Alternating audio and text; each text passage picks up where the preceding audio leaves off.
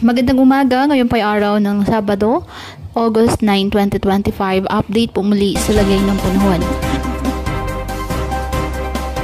Bagyong Fabian humina po bilang isang low pressure area na lamang ayon sa Pag-asa.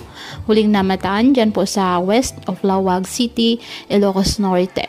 Samantala, isang bagyo pa rin ang minomonitor sa labas ng Philippine Area of Responsibility ang tropical storm na may international name na Pudol. Huling namataan sa may silangan ng extreme northern Luzon. Taglay pa rin ng bagyo ang lakas ng hangin aabot sa 85 km per hour malapit sa sentro at pagbugso ng aabot sa 105 km per hour. West-northwestward sa bilis na 15 km ang kilos nito. Lumabas ang ating Philippine Area of Responsibility ang dating bagyong Fabian na ngayon ay isang low pressure area na lamang kanina ang 1 AM ng madaling araw.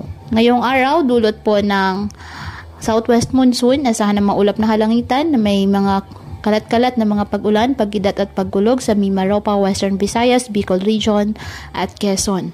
Ang Metro Manila at nalalabing bahagi ng bansa bahagyang maulap hanggang sa maulap na kalangitan with isolated rain showers or thunderstorms. Kaya pinapayuhan po ating mga kababayan na maging maingat at maging alerto at palaging pumuntabay sa iba pa nating weather updates at sa updates ng Pag-asa hinggil sa lagay ng panahon.